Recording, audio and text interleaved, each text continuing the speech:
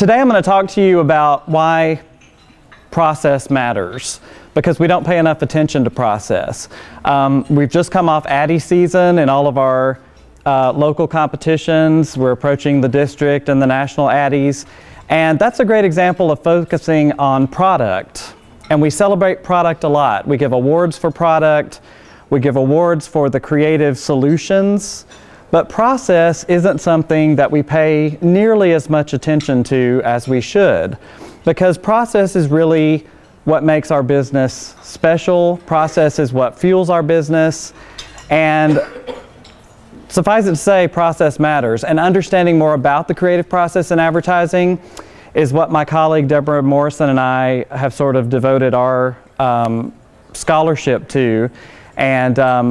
And I should mention Deborah Morrison at the University of Oregon isn't with me today, but she's always with me in spirit when I give these talks, because she is my co-author and dear friend, and she also taught me pretty much everything I know about the stuff we'll discuss today. So you should definitely follow her on Twitter as well, Deborah Morrison, Deb K. Morrison on Twitter. So what is process? Well, it's a big question. It's a question that we set out to answer for professionals in our field, and with the help of professionals in our field, we've come a little bit closer to some answers, but there's still tons of work to do. But we wanted to ask the question, we set out to ask the question, about 5 or 6 years ago. The book's only been out for about 2.5 years, but the question was asked well before that. And we decided that we would look at art directors, writers, and creative directors and ask them to tell us what their process was like, how they get to great ideas. And we found that it was a question that not many of them had ever been asked before. So we asked, can we analyze this cognitive phenomenon, i.e. the creative process in advertising, at the intersection of two variables? First, what creatives would say to us about the process, and that was going to be our main sort of research strategy. We were going to interview people. We were going to do the very academic ritual, engage in that ritual of sitting down with people, taking notes, recording interviews, analyzing what people said to us, and all that jazz.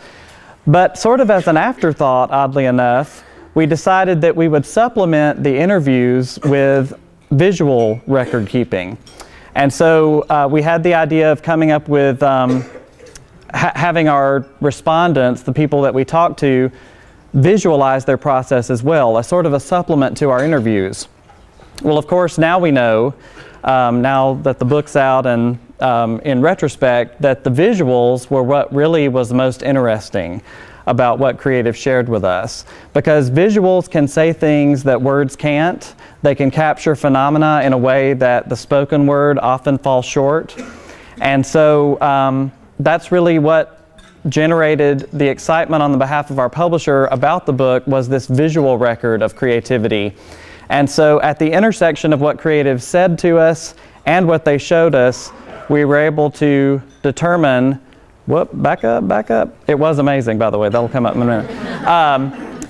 We went around, we queried lots and lots of creatives around the world at a lot of different types of agencies, boutiques, big sort of monolithic legend status agencies, groovy little boutiques, that kind of thing. And so we talked to people from all different walks of life in terms of working in our business, working on big accounts, small accounts, household names, and people just getting started in the business.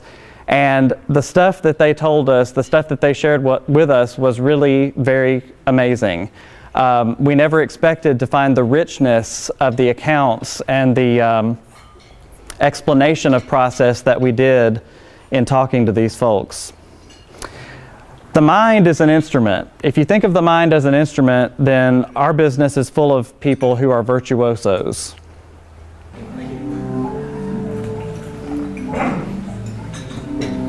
My process in my own brain is pretty well defined in terms of messy, unstructured, just a pile of stuff that just happens.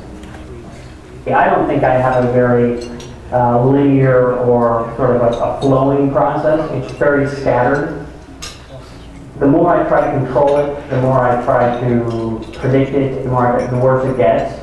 I just kind of have to sort of let it go. All right, so the person talking about his process there is a man named Kevin Roddy, and Kevin is the chairman and chief creative officer at Publicis and Hal Riney in San Francisco currently, but he's also, you may better know him from this, the mastermind behind the Axe campaign.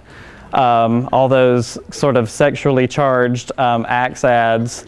And so he was behind that at BBH, and now he's on the opposite side of the country in San Francisco. But as you saw there, Kevin, and that was a snippet from a video that we did in conjunction with the Art Directors Club and YouTube on the topic of process. But Kevin was talking there about his own process, how he finds it very unstructured, but yet, even though it's unstructured, he understands a lot about it. And that's really going to be a theme today as we look at some of the people featured in the book, this idea that their minds are very fine-tuned instruments, and they know how to use them and play them to the right audiences. This is Kevin's visualization of his process, by the way.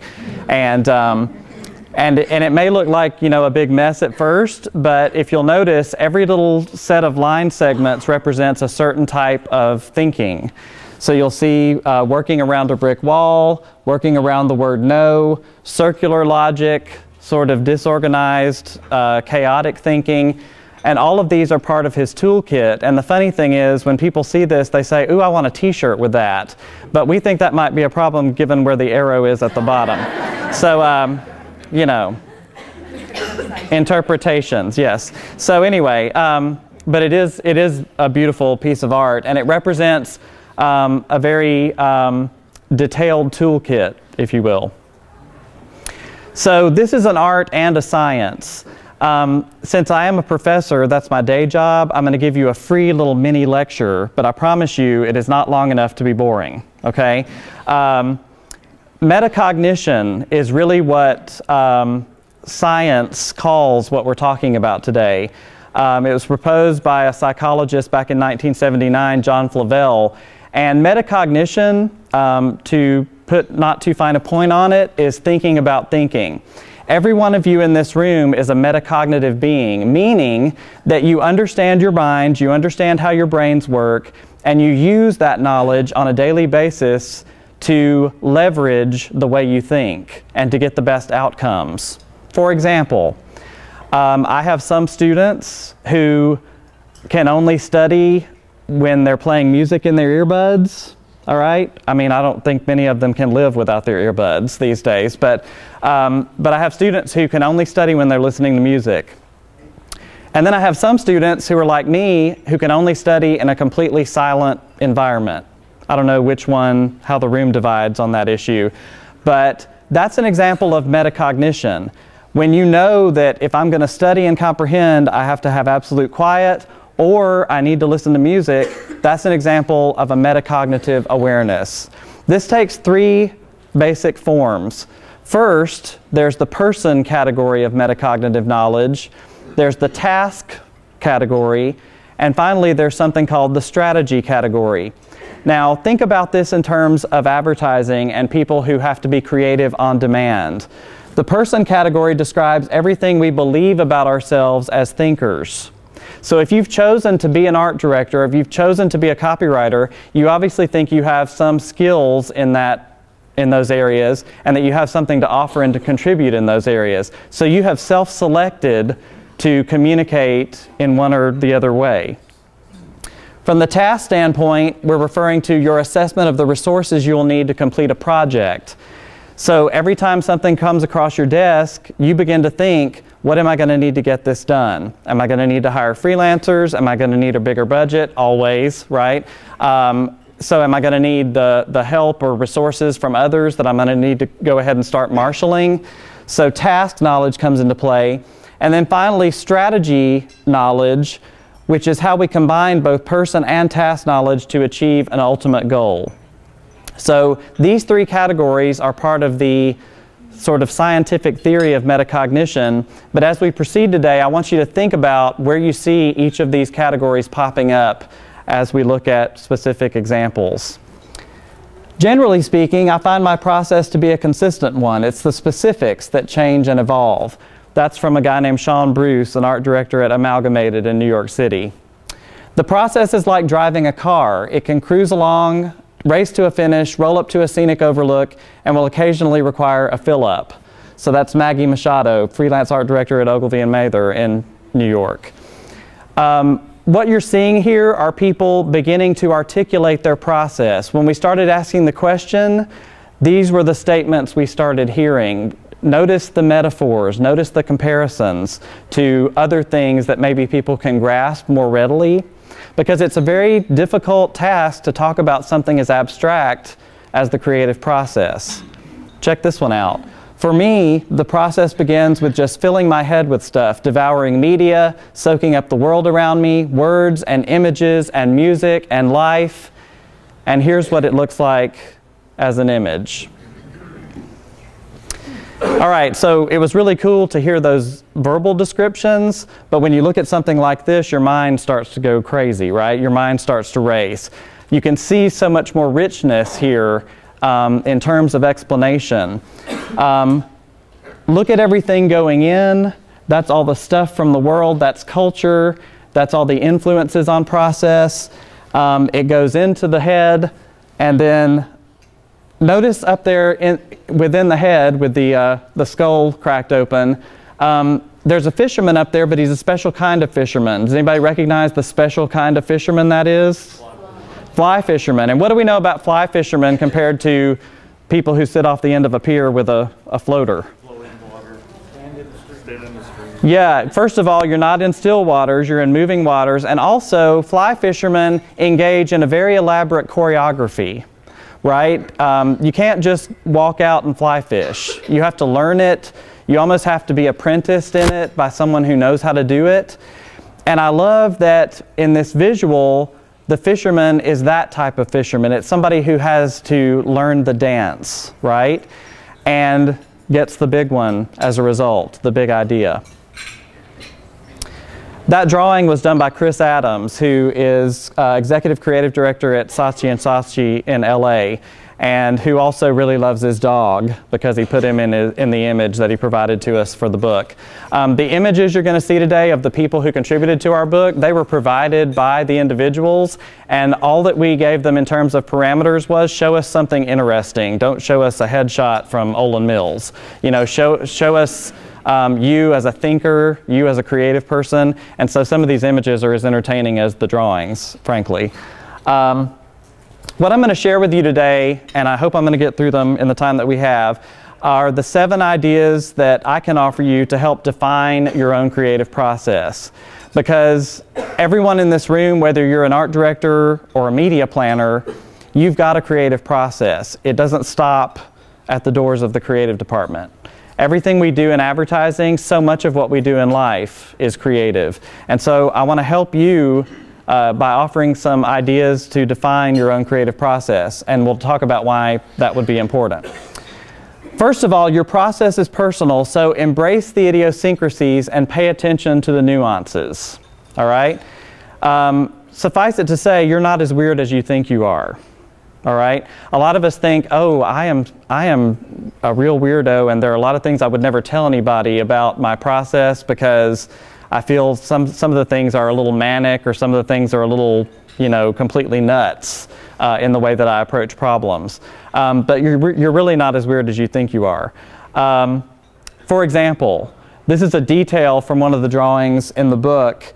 One of our contributors decided to talk to us in rather painful detail about his pen, or his pen of choice. The Uniball Vision, ladies and gentlemen. This pops off and can be quite amusing as a procrastination tool or chew toy. I drew this with a Pilot fine liner, which is best for fine lines. Imagine that.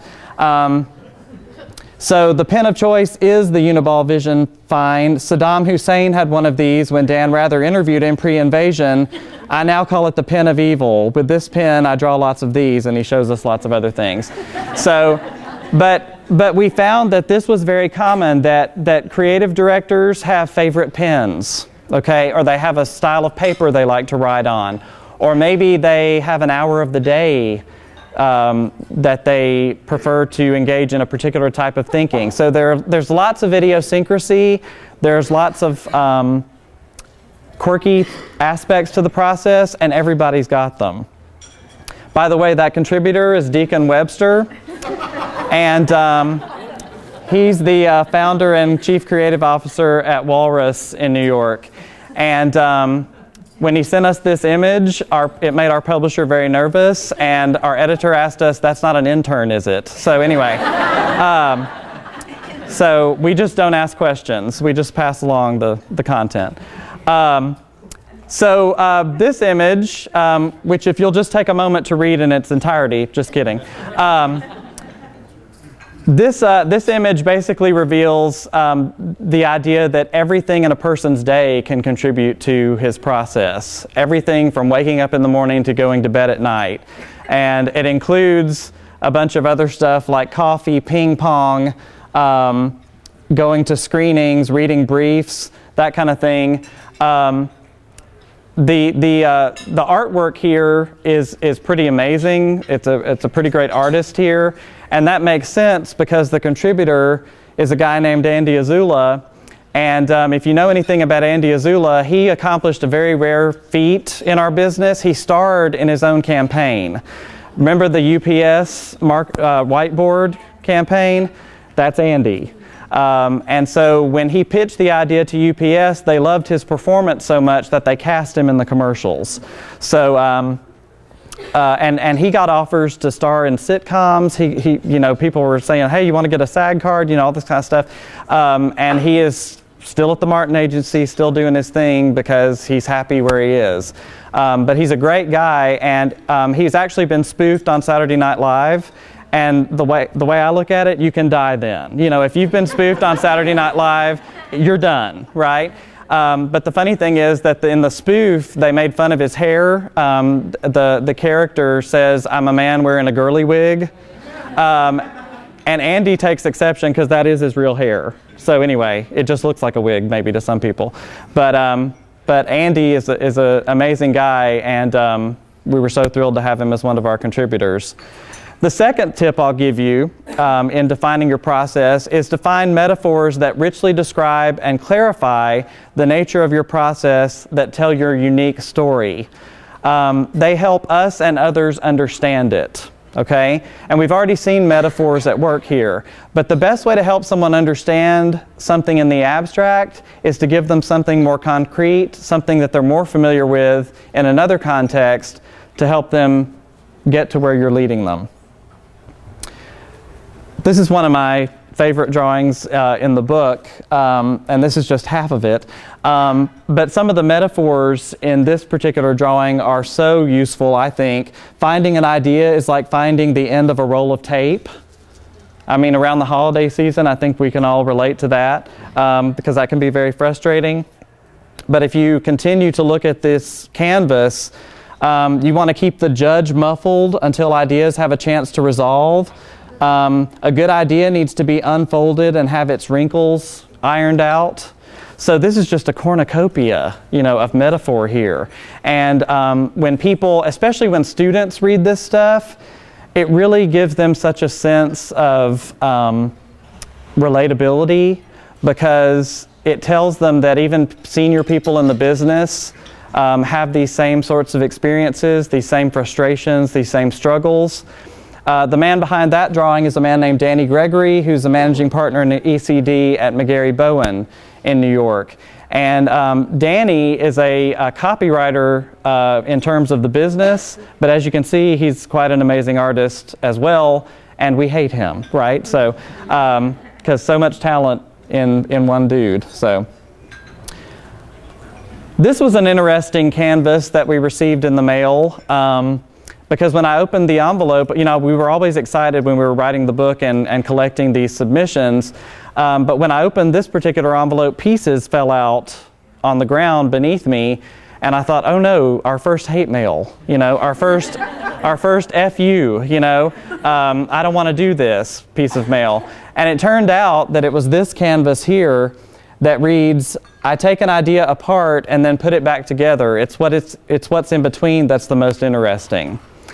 Love it. I love that creative folks feel the liberty to take the canvas that we sent out to them, you know, provided for them to produce a drawing, and they feel the liberty to rip it to shreds and then piece it back together.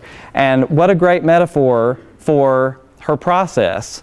The woman behind this process, a woman, yay, we're at women. All right, Kate Lummis, a writer at McCann in New York. Also a rather junior creative, hasn't been out of school that long. And that was cool because we had lots of junior folks compared to lots of more senior people in the business. But we found that even across the breadth of experience, there was a lot of commonalities when it came to process. I love this drawing. Input, blend, tickle, output.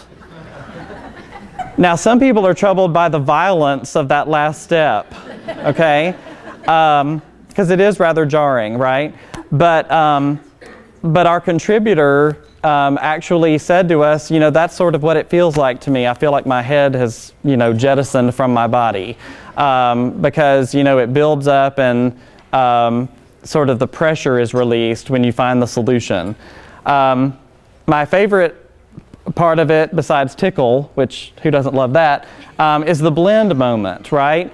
And we would call this incubation in the research realm. But this is when all the different influences, all the different considerations, all the pieces of knowledge that you've accumulated to develop a solution are sort of mixed together in sort of a roux. Y'all know that word, right? And hopefully yields a solution or a roux that someone else hasn't cooked up yet, right? So I love the blend moment. Ian, the contributor, is there on the right. He's pictured here with his co-founder of Wexley School for Girls in Seattle. That's the name of an ad agency. I love it. Cal McAllister, his partner in the firm, is also featured in the book, and they are sort of crazy people. They're sitting on the edge there of the Sound up in the northwest, and that's a little fake fish that they're saving from a polluted sound up there. So anyway, it's one of their pet causes. Here's another metaphor. Sort of looks like a map of the galaxy, right? But when you look closer, there's a key to this map for small ideas, okay ideas, pretty good ideas, and big ideas. Well, look how many big ideas there are, right? And so that search can be maddening. It's like a needle in a haystack, right? And so this is something that I always share with students because, you know, they tend to want to go with their first idea or their third idea, and I have to reiterate constantly to them, you know, you're looking for the big idea, which is like a needle in the haystack, but you've got to build the haystack, right? And so, yes, that means hundreds and hundreds and hundreds of thumbnails. Shut up, don't want to do that. Yes, you have to. So it's just part of the process. This was contributed by Dustin Ballard, who is what they call a brand creative at the Richards Group in Dallas. And I love this image as well, so very cool.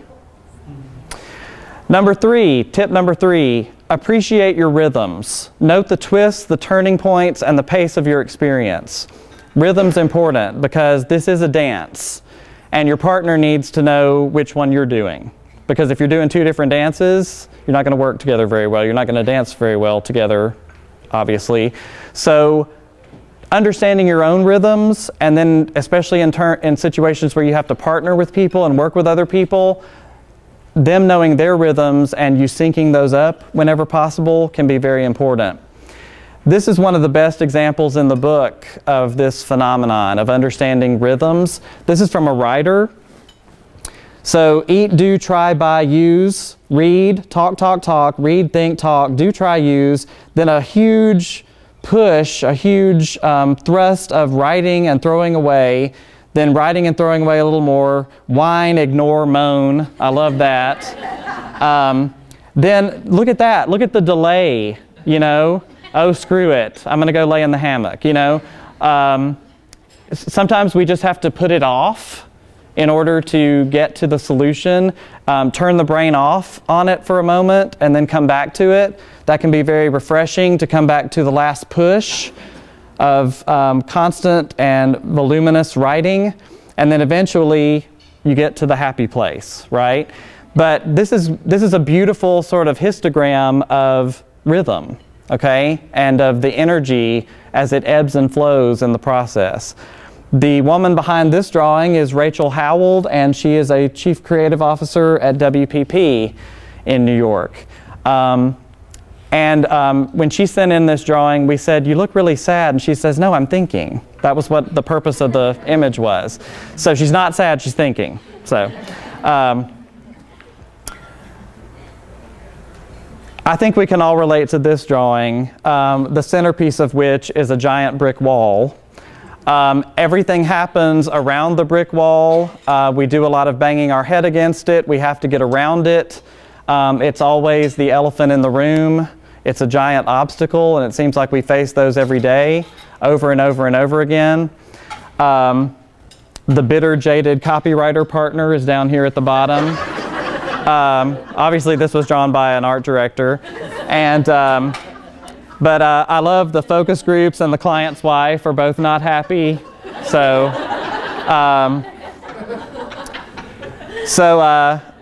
it's a long road to take to a half-decent idea, as this drawing tells us.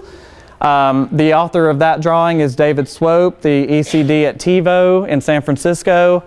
I don't hear a lot about TiVo anymore. I don't even know. Is that still a thing? But anyway. I used to have TiVo a long time ago, but it seems like everybody's got DVRs now. But David provided us with that beautiful brick wall moment. Number 4, be honest with yourself about your process. Transparency separates the real from the ideal. Honesty is key, folks. You need to confront your fears, your demons. It's the first step to exercising them. All right? We had someone talk to us when we were writing the book about the importance of keeping a journal, and he talked about the fact that it's my journal and I don't really share it with anybody. It's sort of like a diary, but in my journal I write down everything, good, bad, ugly, awful, you know, ideas that would make people think I was stupid, you know. I write them all down in that journal, because if I don't get them down on paper, it's like they stay bottled up and they clog up the system. But when I get them down on paper, it's like exercising the demon, right? And so with our own processes, we need to be honest about our insecurities. We need to be honest about our fears. We need to be honest about the parts of us that we don't like when it comes to our creative identity, because doing so leads to freedom, I think. So you talk about amazing polished drawings. This is one of those, and you'll find out why in a moment.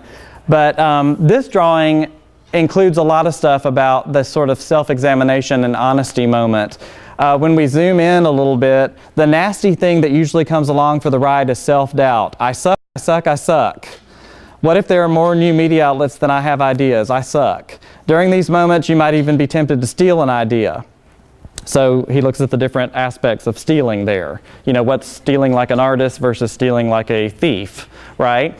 And so, and later in the drawing, he asked the question that we've all asked of ourselves, am I a hack, right? I think we've all experienced imposter syndrome, where you kind of wonder, why did I get hired to do this job? I can't do it. I suck, I suck, I suck. And so the author of this drawing is a guy named David T. Jones.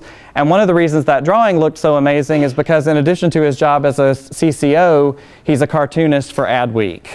And so when we got his drawing, we were like, wait a minute, this is like, is this for real? So it doesn't have the same amateur quality, but it's because he's a pro. He's a professional cartoonist. I don't know how well you can, I guess it's showing up on the screen. Those are coffee rings, okay? So this is someone's process, okay? And he swears that he created this entirely organically over a couple of weeks. He just used the canvas as a placemat, okay? And so at the very top there, you get a foreshadowing moment of what this canvas is going to be about with a little skull up there. And then at the bottom, which I'm sure is hard for you to make out, is a list of prescription indigestion medications. I'm sorry, it's a mixture. It's a mixture of over-the-counter and prescription. But it's funny because when we got the canvas and then when we interviewed the guy, he said, I really wanted my canvas to represent the fact that I'm doing something that I love so much, but I also realize is slowly killing me, all right?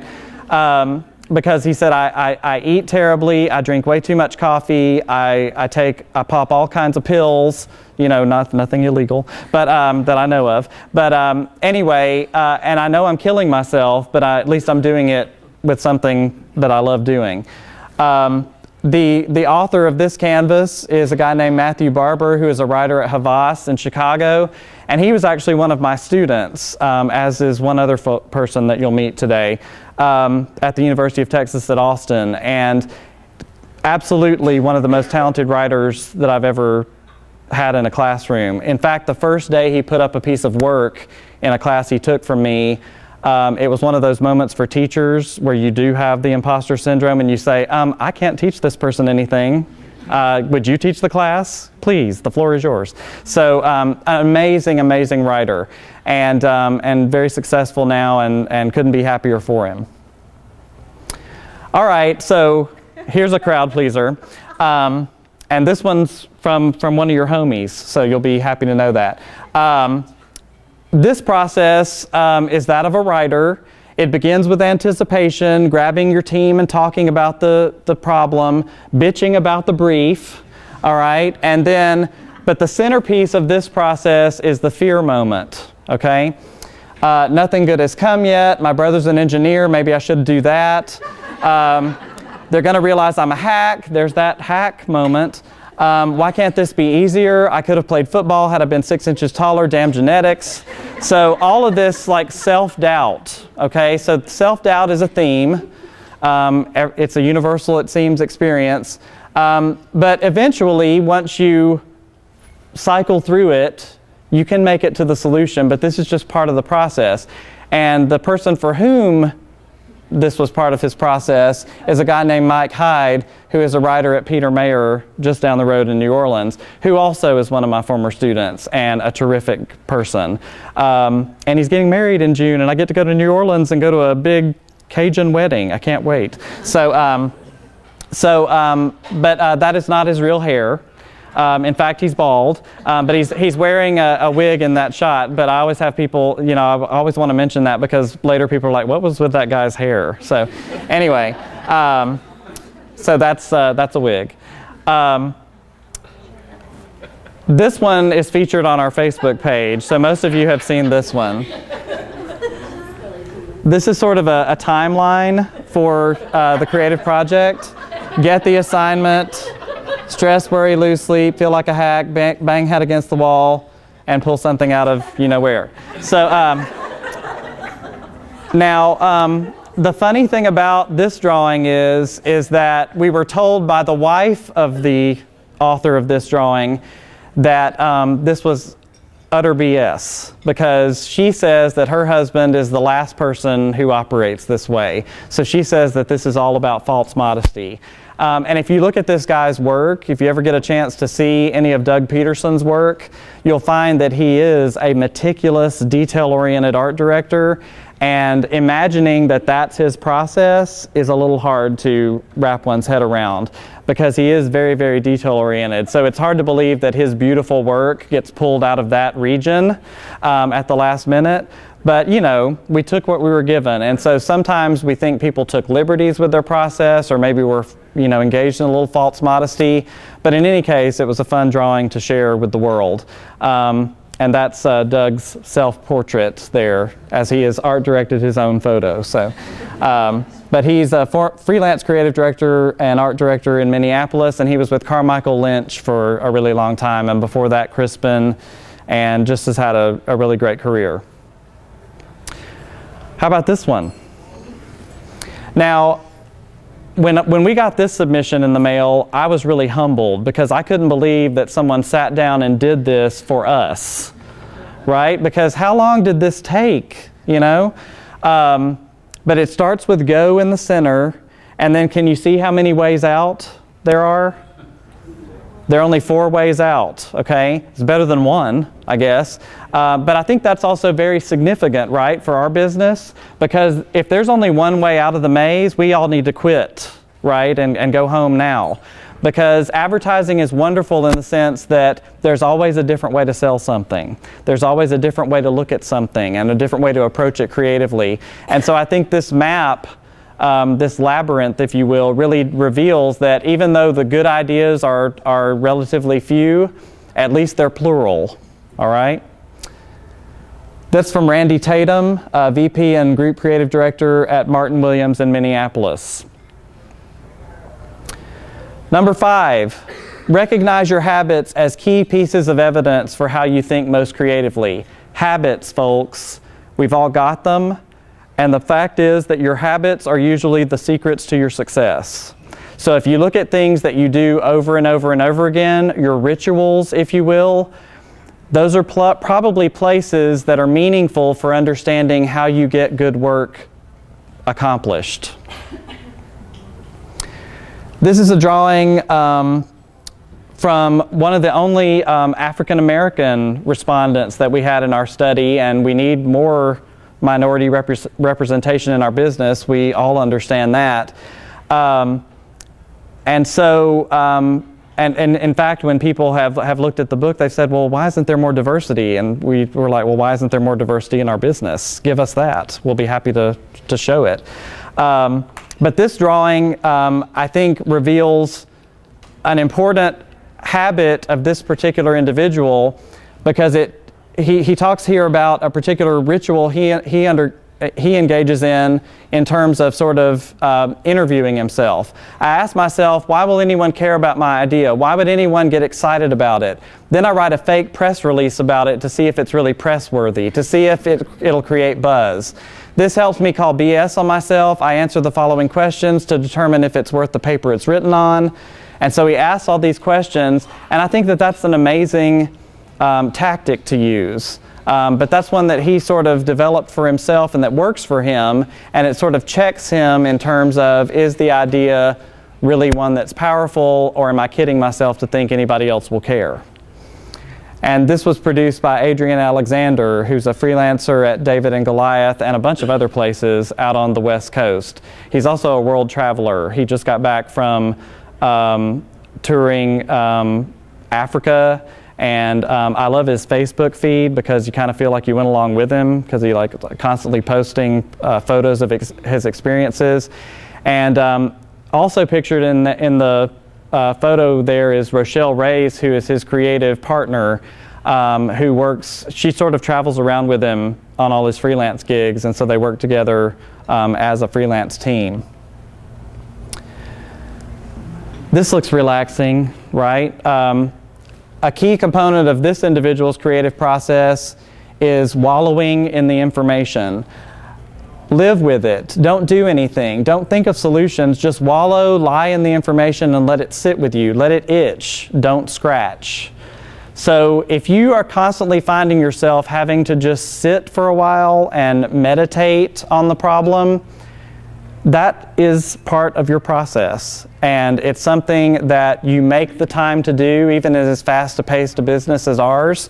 You make the time to do something like that. That's meaningful for you. That's something your brain needs if it's something that's a habit for you. Now, some people can't imagine doing it this way, but if it works for you, it's significant. That's from Ross Chowles, who's co-founder and ECD at the Jupiter Drawing Room in Cape Town, South Africa. And he's shown there mentoring one of the interns at his shop. Luke Sullivan, I'm sure a lot of you have heard that name before. Luke Sullivan is a classic ad man. Really friendly guy, super creative, wrote Hey Whipple, Squeeze This, which many of you have read. But his example, his drawing that he submitted to us, was one of the few that really took his process on a case study basis. He basically shared some of the idiosyncrasies and habits that are incorporate of his process in terms of making the actual ad. On this side of the page, I draw little squares exactly this size. Usually I draw 6 to 8 per page, but never mind. Anyway, I stare at these squares and I do what Helmut Crone said. I try to fill it with something interesting. So he shows us basically like his thumbnailing process and how he reasons whether or not one idea is better than another, which are good, which are bad, that kind of thing. But it's very teacherly, all right, in its theme. And that makes sense because Luke has recently gone on from years as a creative director and most recently at GSD&M in Austin to become director of the advertising program at Savannah College of Art and Design. So I can't think of a better person from industry to move into a role like that because he's really doing amazing things building up that program in Savannah. So one other note about Luke Sullivan, when he speaks to students, one of the things he shares with them is that you shouldn't do drugs, and it isn't a Nancy Reagan moment. It's from experience because he spent a chunk of his life high at work and abusing drugs. And he talks to students about that the sharpest mind is the creative mind, the one that's unfettered by, yes, even alcohol, but certainly drugs. And he says if you think you're going to get high or you think you're going to get drunk and be more creative, all you're doing is blunting your creativity. You're not sharpening it. You're not being weird, okay? You're getting weird, but you're not being weird in an advantageous way, all right? I love this drawing. I love the solitude that's part of this drawing. This is a guy underwater with the helmet on, so he's got a source of oxygen, but he's only tethered to the mothership above, and he's got his pad, he's got his iPod, but he's sort of by himself with his own thoughts, and that's important to this individual. That's a habit of his. But that lifeline back up to the ship, I think, is significant because he always knows that if he needs the client or if he needs other people at the agency, they're there for him. But this particular image was provided by David Horridge, whose photo I also love. He's the founder and creative director of 31 Creative in Austin. And if you don't get this visual reference, you need to change your major, okay? All right, we're getting through this. We're almost done.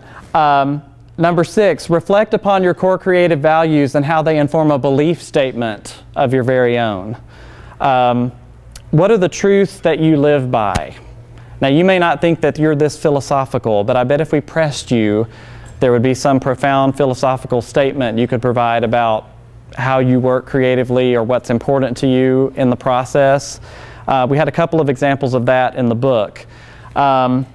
This drawing is great. Did any of you have one of these when you were kids? This big green turtle that was a sandbox and had the shell was the lid, so for when it rained and stuff. Well, this contributor had one, and he used it as the centerpiece of illustrating his process for us. And as you can see, that dotted line implies a lot of energy, a lot of frenetic, kinetic movement.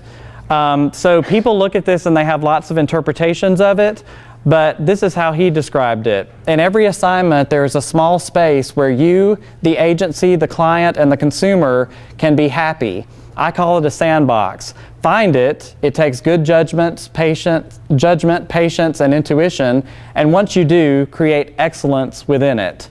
Beautifully put, very eloquent, but also this is what he believes. And I love, too, that it's illustrative of the fact that he still views the work that he does with sort of a childlike joy, right? It's play. It's not work, it's play. And who doesn't want to be paid every day to play? That's from Hal Curtis, one of the creative directors at Wieden & Kennedy, and does a lot of work on the Coca-Cola campaign. This drawing was contributed, we solicited a contribution from 2 individuals, and these 2 individuals submitted one drawing, because they said to us, you know what, we don't know how to think apart anymore. We feel like we're one brain fused together somewhere, all right? And so since we don't know how to think apart, we're going to submit one drawing. Oh, and by the way, we really think of ourselves as part of a big team, all right? So when you look at this drawing, at the center of everything is the problem to solve, but when you zoom in and really look at this and study it, they view themselves as part of a big team, all right? The team that fits the problem. And look at all the people around the table, including people like some guy you grabbed in the hall, okay? So anybody can contribute a good idea. And these two ladies have lots of reason to believe this because some of their most significant award-winning campaigns, one of them was sort of germinated from the idea of an intern in their office at Ogilvy, Toronto. And they've also always been a lot about meeting with their team a lot more often than most creative directors do. They also have this odd habit of inviting the client to almost every meeting that they call. Because they really believe that the client, when they're your friend rather than your adversary, are going to be much more likely to buy what you're selling, right? So the team in question here is Janet Keston and Nancy Vonk, and you know them from the campaign for Dove, the campaign for Real Beauty for Dove.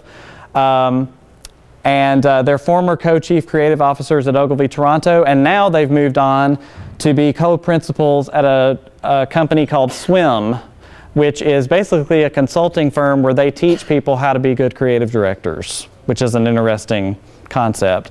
But I can't think of two better women to do something like that. And last, the final tip for helping understand your own process is to take full account of your career path and think about the most significant lessons you've learned. We started today talking about and looking at a clip from Kevin Roddy. You need to start preparing now for that inevitable autobiography because who knows, one day you may be famous. And understanding your process and developing sort of a keener understanding of it may be important to history. So prepare for that autobiography by thinking about these tips, thinking about these different aspects of your process, because, you know, certainly we think of our book as something archival and something that maybe years from now people can look back and understand the people who worked in our business a little better.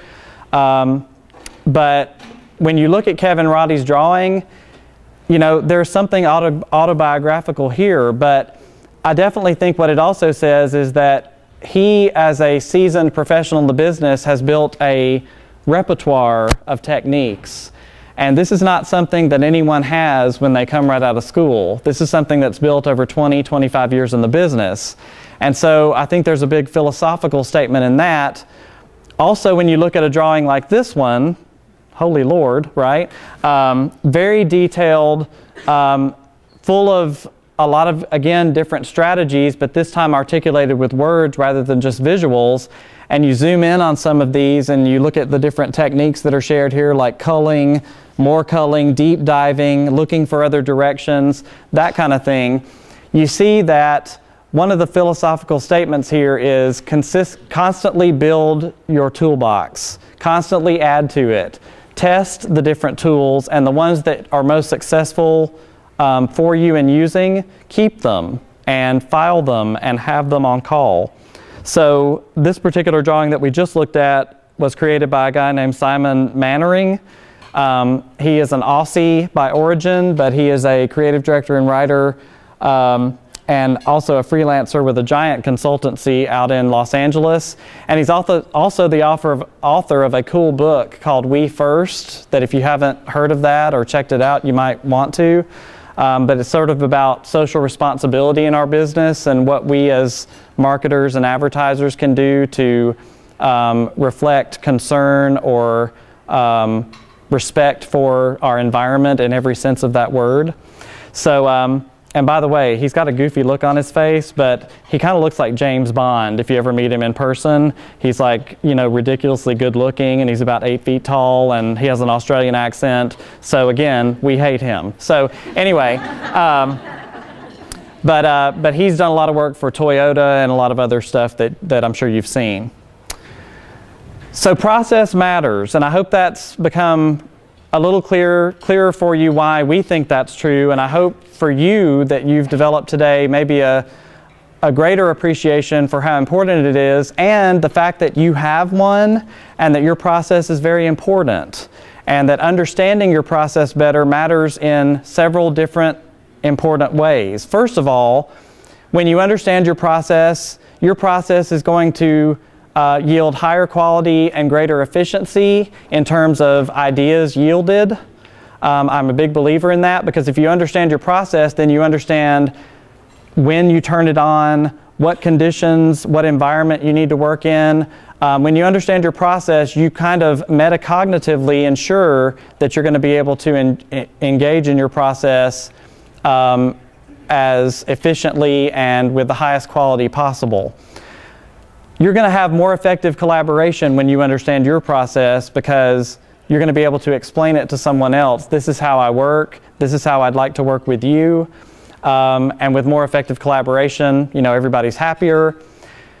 Understanding your own process increases your self-confidence and it reduces anxiety, although notice the big blue asterisk there, because the anxiety completely never goes away. But it does reduce your anxiety to understand, I've got a process, I'll get there, I'll get to the idea, and not to believe that you're just adrift on the ocean. I know how to do this. This is work. It's also play, hopefully, but I have a trajectory, I have a pathway, I have a way of doing this. And so it does help increase your self-confidence in that sense. And finally, understanding your process provides a great foundation for improvement, because when you analyze your own process, you're going to also see the parts of it that aren't so great. Maybe I'm impatient, or maybe I am too hard on myself, or maybe I edit out some of my good ideas that I shouldn't, all right? So you can identify, by better understanding your process, ways to improve it, and I think that's very helpful.